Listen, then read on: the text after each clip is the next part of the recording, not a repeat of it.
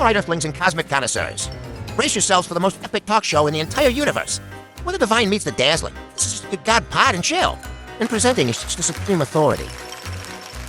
It is God, and the only one hottest in the universe. Please welcome Julia Ann. Welcome to The Final Judgment, the only podcast in the multiverse where your eternal fate is decided live by yours truly. And yes, before you ask, the Wi-Fi in heaven is spectacular, unlike some other places.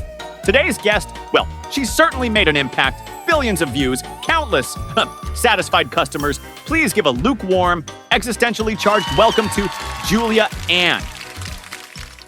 Wow. Lukewarm, harsh, big guy. After all I've done for morale? Morale! An interesting choice of word, Julia. My celestial records show your primary contribution was to horizontal cardio. A lot of it. So, Julia, let's cut to the chase. You've been in the, let's call it the adult arts and crafts industry for, what, centuries now? In human years, anyway. Pretty much. Time flies when you're having fun or faking it convincingly for a paycheck. Honesty, a refreshing change. Most souls up here try to tell me they were just holding it for a friend. So, Julia, you've seen things that would make cherubs blush so hard they'd ignite. What's the weirdest request you ever got on set? And please, keep it PG-13, if that's even possible for you. PG-13? From me? That's like asking a fish not to swim. But okay, weirdest? Probably the guy who wanted me to dress as a giant squid while he was a deep-sea diver. The tentacles were a nightmare, and the smell of latex under those hot lights. A giant squid, and I thought creating platypuses was me being quirky. So you've built an empire on that. Any regrets? Regrets? Honey, regret is for people who don't own their choices. I made a career, paid my bills, maybe even helped a few lonely souls feel a bit less lonely. What's so sinful about that? Some of those saints you've got up here, I've seen their browser history. Moving on, my angels have compiled a rather extensive filmography for you, longer than the Old Testament and arguably more graphic. We're talking terabytes of evidence. What goes through your mind knowing that I, the Almighty, have theoretically seen all of it? Well, I hope you enjoyed the show. I always try to give a good performance. Did you have a favorite scene? Maybe the one where No? Too soon? Let's just say my all-seeing capabilities come with a very strong celestial filter. Now, the big question, Julia, why? Why this particular career path? Was it a calling? A divine revelation involving? Well, never mind.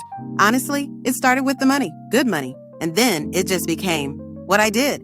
I was good at it. People seem to like it. Who am I to deny the people what they want? Isn't that a bit like your job? A fascinating, if somewhat flawed, parallel. All right, Julia, I've seen your files. I've heard your testimony. The sheer volume of your work would normally guarantee a one-way ticket to the eternal hot tub, and not the fun kind. So fire and brimstone it is? Can I at least bring sunscreen? But there's a loophole. A tiny, almost imperceptible, divinely sanctioned loophole. You see, my celestial accountants, yes, I have those. They're mostly reformed bankers, have pointed out something crucial.